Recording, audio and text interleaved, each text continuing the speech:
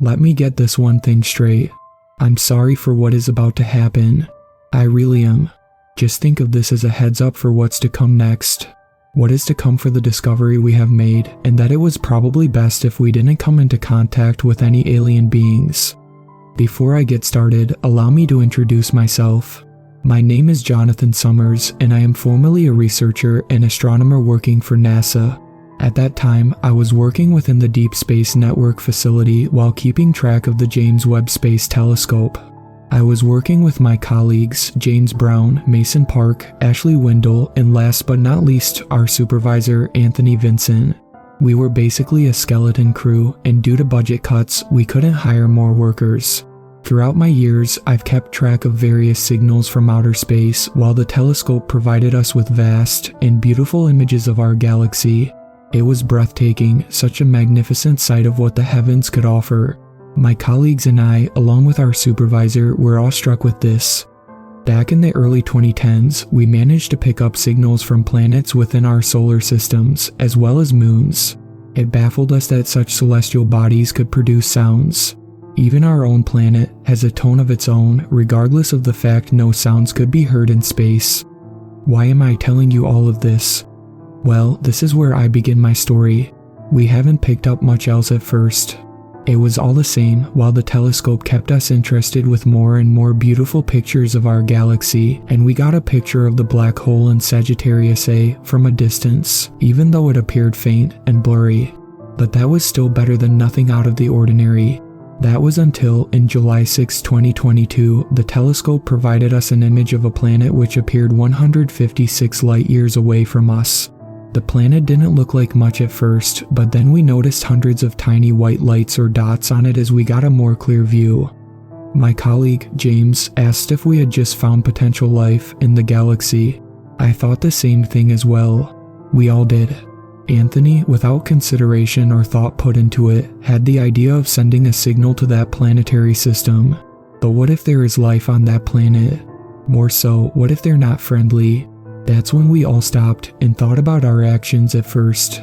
After a long hour of discussion, it was decided that we should send a signal just to see if there really is a civilization inhabiting that planet. Perhaps it was for the better that we should have left them alone. Then we wouldn't have met our horrible fate. Anthony sent a signal to the planet in binary code, a message, in hopes for a reply. If we ever got a reply, I hope they're friendly. We expected that the signal should be able to reach the planet within 5 to 10 years, give or take. What we didn't expect was that sudden change in the time frame for that signal to arrive. Because at that moment, just then, we suddenly picked up signals coming from that direction.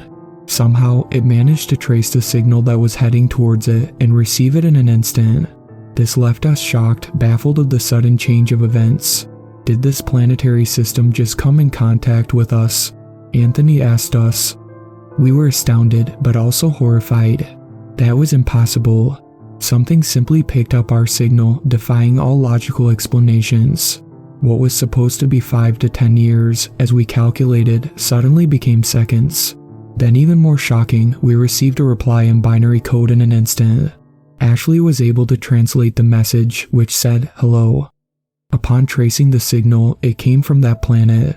Many questions came through my mind, one of them being the most prominent: did we just discover alien life in the galaxy? Of course, both Mason and James felt panicked, thinking they might be a hostile species. Anthony sent the message, asking how they managed to pick up our signal in an instant. Again, after being sent, the message was received quickly, and we received another reply shortly after, a long reply. It said, "Our technology is superior. Regardless of time, we can receive your messages without delay." Anthony then asked the one key question that will determine our fate upon contacting them. He asked if they mean us harm. Once again, the message was received instantly, then came a quick reply. To our most and greatest relief, it translated, "No." After going back and forth with sending and receiving messages, it was clear that this alien race meant no harm to us. They were just like us in some sense, wondering if there is alien life out there, even though their technology is, as we can tell, is thousands of years ahead of ours. Interestingly, they have reached a level of technology that defied all explanations, perhaps breaking Kardashev's scale. They should have been millions of years older than us given their technology, only to find out they've come to existence at approximately 6,000 years before us. They were young in a sense, but still older than humanity in this case. It's like comparing a 10-year-old to a kindergartner. It baffled us of their technology on the other hand. A week has passed since we were still keeping in touch with this alien race. They gave us instructions on making more efficient means of energy resources. Nuclear was one of these things, a form of fueling we already discovered. But there was also the idea of using crystals as fuel, a form of fuel we weren't aware of using. Crystals like ruby, diamond, emerald, and even sapphire, and even the most abundant and common of gems, stones, and metals could be used as a fuel source that could last us for hundreds of years without constantly draining the planet's resources. This interested us, and from what they learned of us, they said we do possess the technology to build such fuel. But from their dismay, they said we were only focused on building weapons of war than building technology that could also further our advancement of society, thus the capability to end fuel crisis and lack of energy was halted.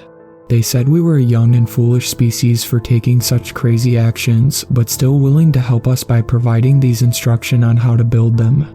Some of our government officials were told of this discovery as well as what this alien race instructed us, and kept note of it, believing that alternative fuels such as nuclear and crystals can be beneficial for humanity as it is for them. Thus, we understood that this was mutual cooperation between two species who could one day come together and bring peace, and one day travel the stars together. Unfortunately, this understanding was nothing more than a foolish wet dream. On July 16th, they stopped communicating with us. Strange, we thought. They always communicated with us and they always sent a reply. Did they see that we were nothing more than a primitive species? Did they decide to contact other alien races and push us away for good?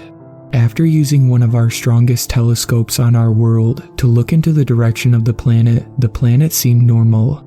So then I asked, did they decide to stop communicating with us? Anthony shrugged and thought something must have gone wrong. Perhaps our sender has malfunctioned and isn't sending anything. But upon inspection, everything seemed fine. Then the only logical explanation we could think of is that they're no longer interested in contacting us. So it was decided we left them alone. Our telescope was still focused on them in case of any changes. So far, nothing has happened, but we still hoped they would send us a reply. But like I said, nothing. So things were back to being like any other day, constantly looking for more intelligent life out there and perhaps looking to receive more signals from other areas in space. But July 20th, something had happened. Guys, have a look at this. Mason yelled to us. The telescope provided us a view of the planet we previously came in contact with. Only this time, we saw what we assumed were huge ships flying left, and they're heading to another location in space.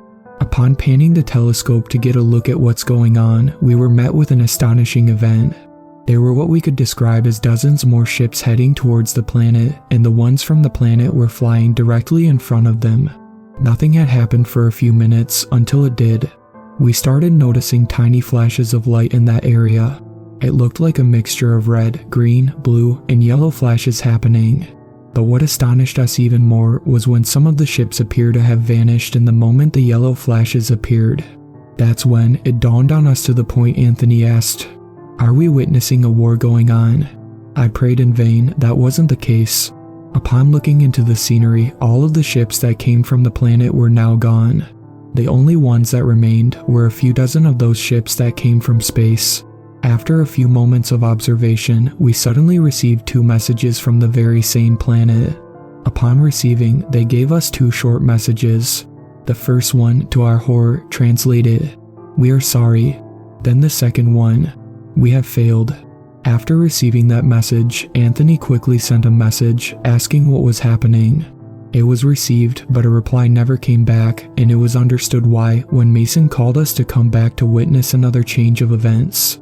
We all saw, to our terror and heartbreak, a huge flashing line of light coming from one of the bigger ships of the invading species, causing the planet to emit a bright, reddish-orange glow which to our understanding meant that the planet was burned from the inside out by an enormous blast, which appeared like a tiny line in the distance.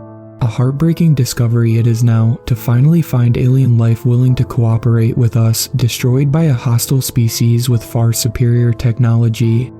To our even more unfortunate discovery, one of those ships somehow picked up radio waves coming from our facility, leaving me and the other's heart pounded and shaking with fear that we might be next.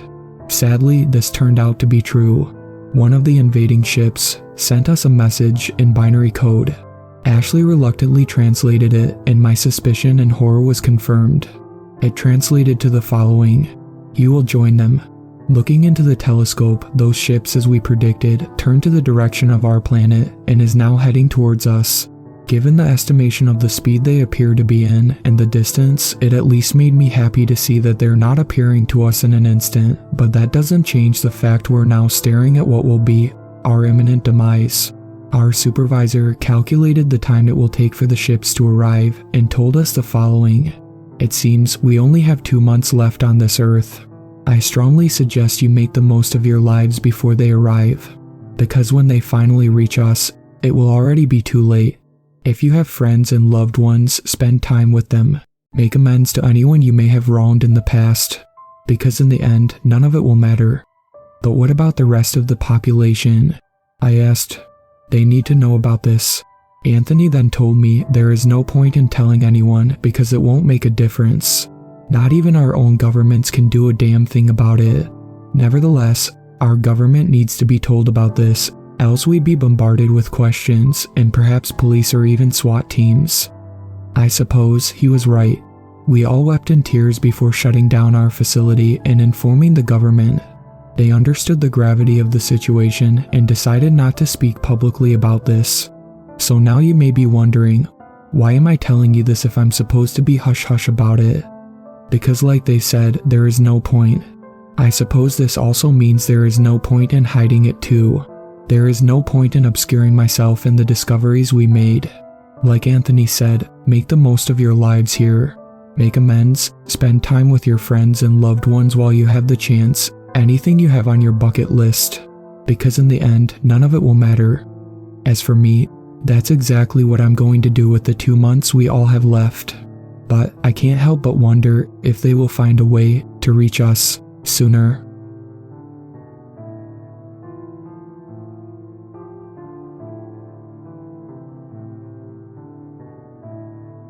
Thank you to my superfans, Sweet Black Swan, Tacey, and Brooklyn. I really appreciate you guys supporting my channel, and I look forward to making more content for everyone.